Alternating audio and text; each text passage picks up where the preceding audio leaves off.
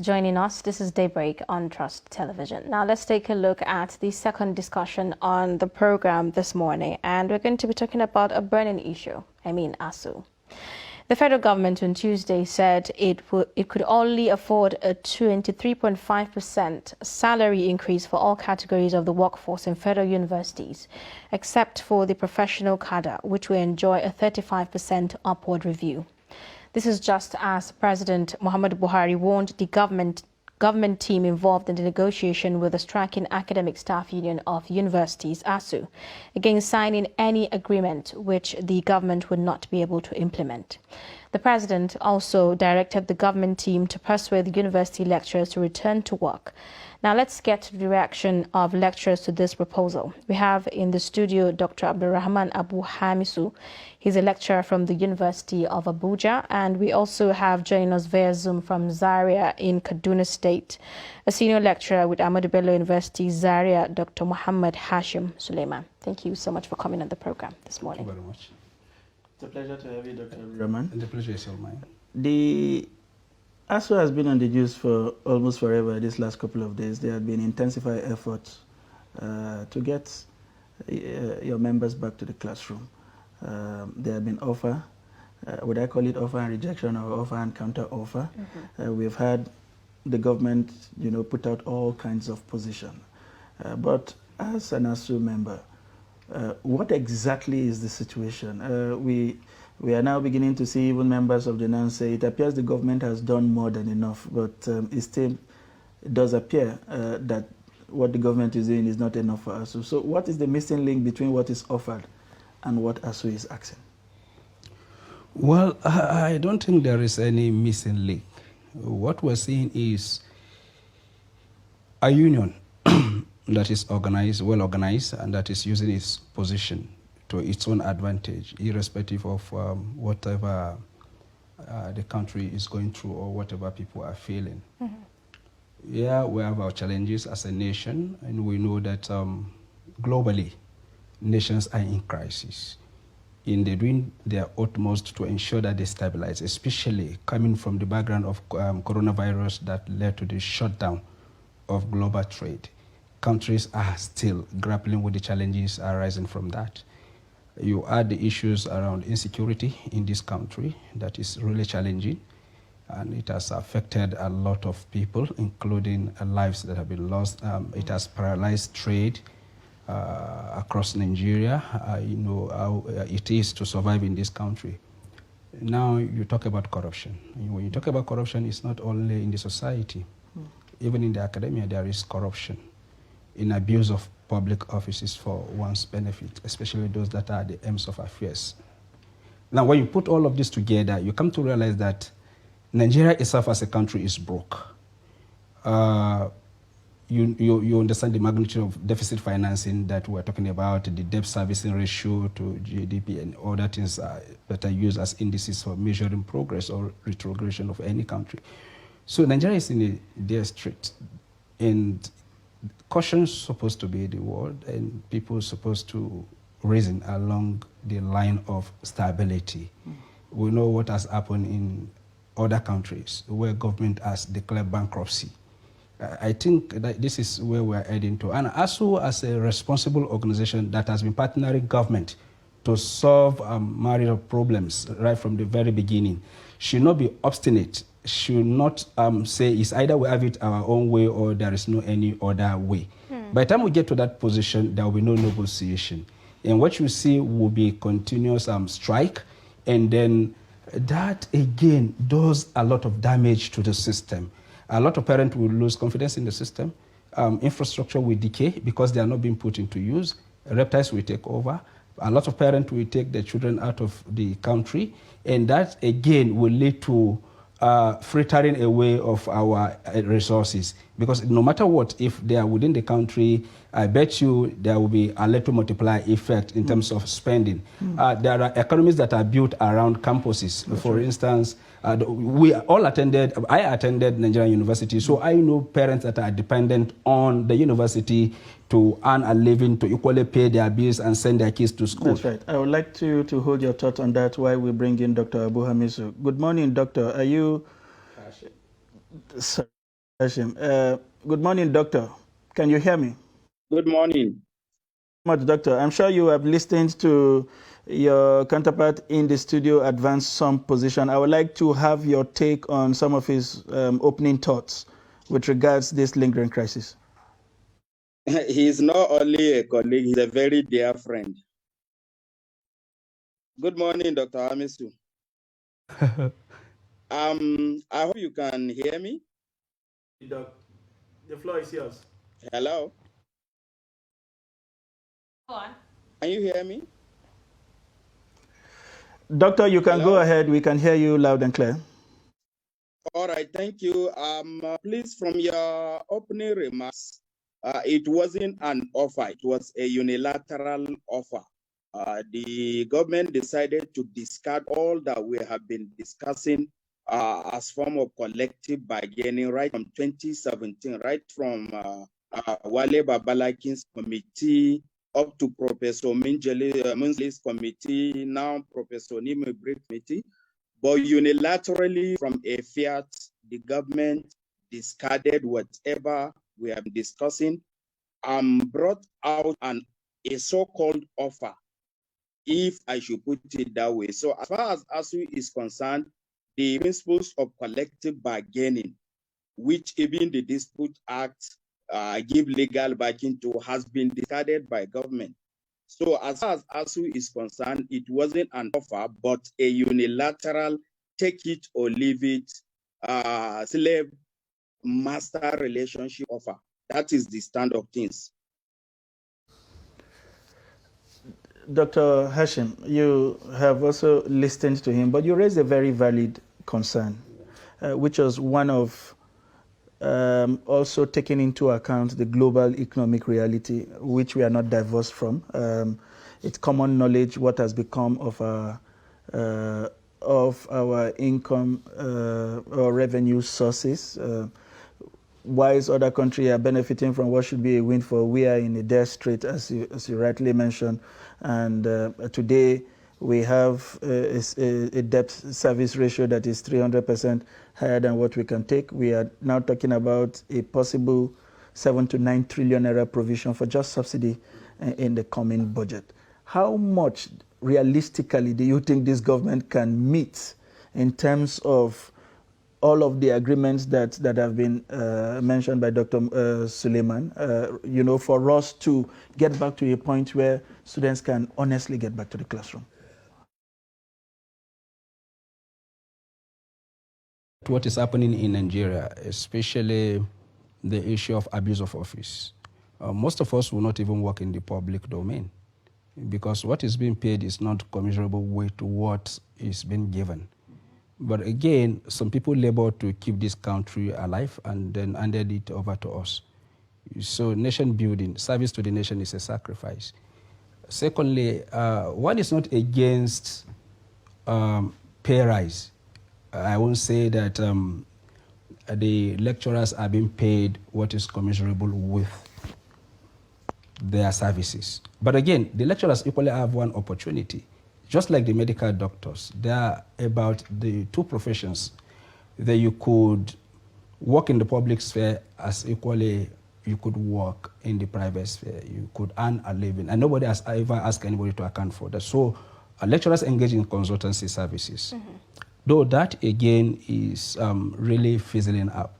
But if you look at what is before us, and you are to make a decision, though it may be painful, but in view of the global realities before us, in view of our own realities, that the government is equally paying salaries, fighting the insurgency, the bandits,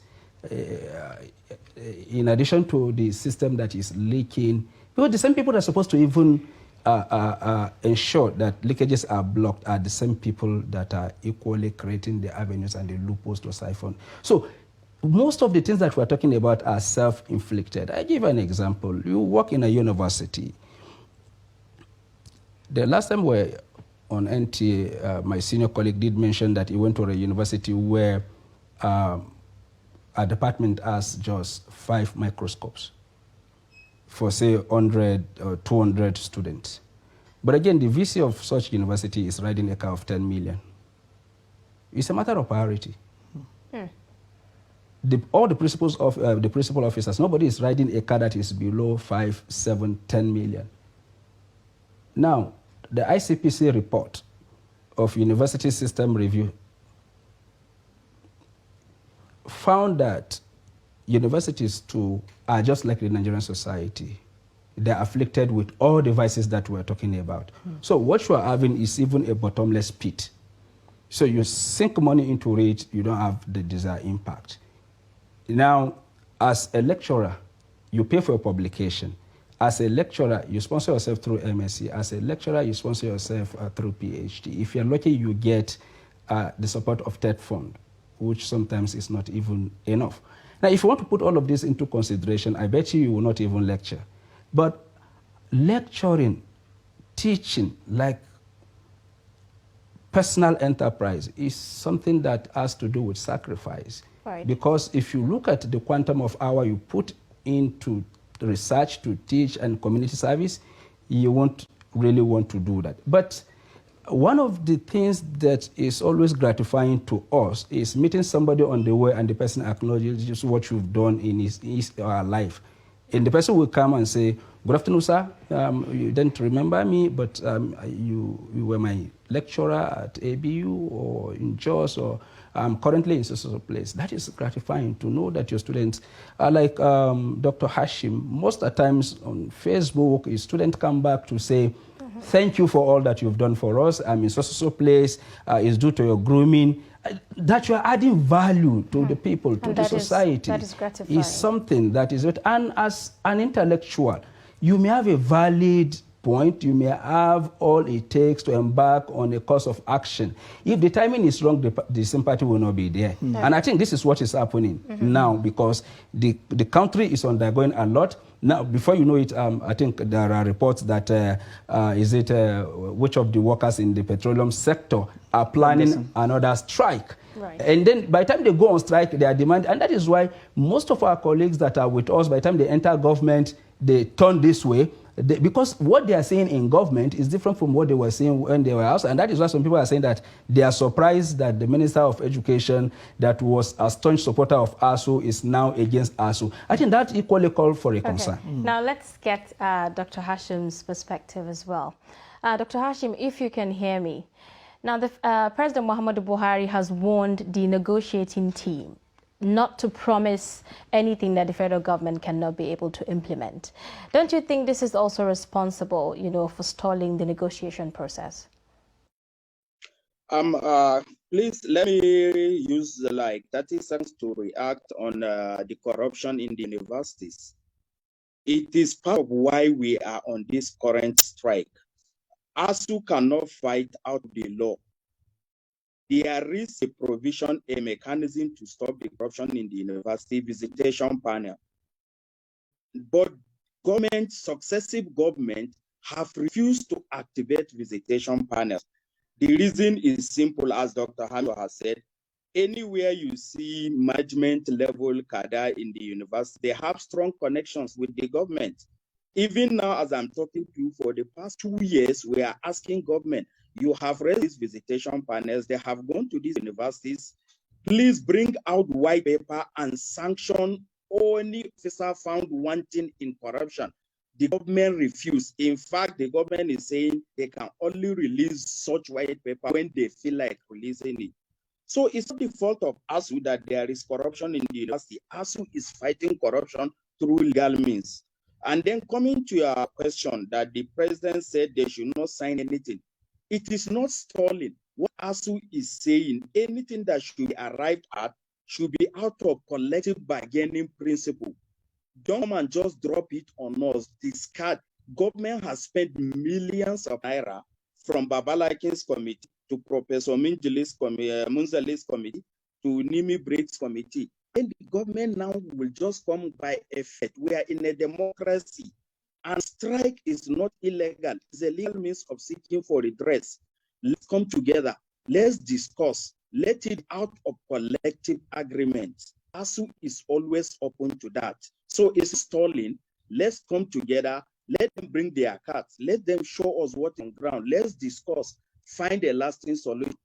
But telling us this is it, you take it or leave it, will never solve the situation.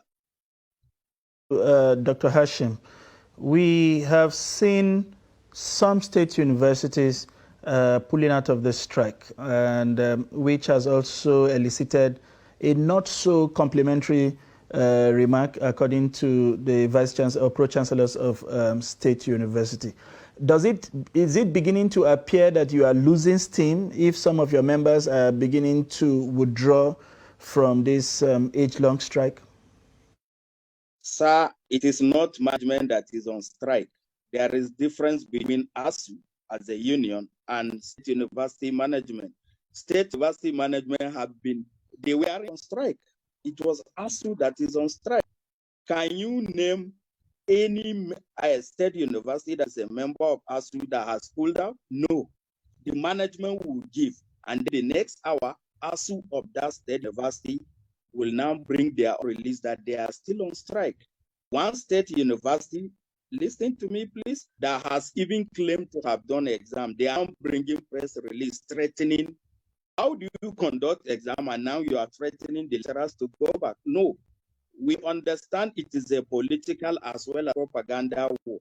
Management is not on strike, ASUU is on strike. Okay, Dr. Hashim, I was going to mention that wouldn't the position of this management have been justified, given that oftentimes even where these agreements are reached, the state governments would tell you that it is not binding on them as a state government to implement whatever is agreed upon with federal universities. So, are there no validity in some of the positions that have been advanced by this management? Their validity should start by rejecting what ASUU has fought for successfully and such state universities are relying on. One, they should, from now henceforth, tell TED Fund, we don't need anything from you. They should now tell their lecturers in state university, you cannot access funds to go for PhD for TED Fund, because all these are choice of ASUU. You cannot pick on one part and throw another part. It's political rhetoric, they can say it, but when the chips are down, they really know what to do. Okay. Doctor, coming back to you, we have seen, because in all of this, it's not just the ASUU and the government that are involved. We also have the parents and the student union. And everybody seems to have been putting out their perspective. The parents have expressed all kinds of worry, and rightly so, because they bear the brunt of these kids being at home. And of course, you know, and I do mine. It's the devil's workshop. They have made all kinds of suggestions. They have even offered to make contributions, you know, to sort of complement whatever it is that government is offering. What else can be done in the face of this stalemate? How can we move forward? Well, it takes just one thing to move forward. Honesty. I'm a member of ASUU. In whatever ASUU is fighting for will still benefit me in one way or the other. But I cannot allow the desire to benefit more from the system, to becloud my sense of judgment to the extent that I will not be able to speak my mind. And as such, ASUU is a union. Nigeria is a nation. ASUU is not more than the nation. ASUU is part of the nation. In where you have two that are fighting for there to be peace, one must be seen to make a sacrifice, insistent sacrifice. Especially, fundamentally, there is a problem. ASUU will go on strike. These monies will be released to management. ASUU is not in charge of the university purse. And ASUU has never constituted any team to monitor how these funds are utilized. A university that will tell ASUU members no money for grant, research grants, is paying on academic staff over time, paying extra codes to management staff, traveling abroad for all sorts of conferences, whereas the people that supposed to enjoy all of this in their determination to produce and disseminate knowledge are left in the coolers. It is in this country that the wives of vice chancellors wanted to go to Dubai for an international conference. Okay. And I and my colleague can barely travel to University of Ibadan for conferences. But the wife of vice chancellors are going to Dubai for international conference. And these are some of the things. And I used to give example. There were times that our universities were vibrant, not because they have revitalization fund. No, because the character of the lecturers reflected on the system to the extent that you have people that are perpetually anti-government, anti-management. Those were the people that made the system to work. And that is why if you mention a lot of universities, there are names that are synonymous to that struggle. For instance, if you mention Professor Jega, you mention Claude Ake, you mention people like Bala Usman, people like Professor Bangura, Patrick Wilmot. I'm mentioning those from ABU. These were the people that made the system to work. And I continue to say, without the character that will propel development in our universities, I bet you if you give Nigerian universities 1 trillion, 2 trillion, it's just a matter of time we will all go back to strike. Oh, that's a sad news, I must say. Now let's get to the reaction of Dr. Hashim on this particular narrative. Yes, I'm just smiling, and I know Dr. Abdurrahman will smile. No, we are on air, but we'll discuss when we go off air more things. But my reaction is still going back. Unless if we want ASUU to constitute itself into a law. I have made mention of visitation panel. You release money to universities, and the law establishing the universities said the visitor, if it is a state, the governor is the visitor. If it is a federal university, president is the visitor. Make sure there is a running visitation panel that you appoint that will be visiting those universities, checking their books, financial and non-financial appointment, everything, and then write out, this is what they have done, sanction them. Government said they will not do until ASUU goes on strike. When ASUU goes on strike, they quickly establish that legal panel, and then the panels have done their work. They have reported to government. Government has sit on the report. ASUU has done its part. And he mentioned of names. We still have that character. All we have is 2 hands to carry it. When government release and sanction, in fact, to be candid with you, there are people that ASUU have written against ICC only for government to give them a more juicy offer in Abuja. After ASUU has written to ICPC with fact, with details, and then the same government is giving them another offer. What is government saying?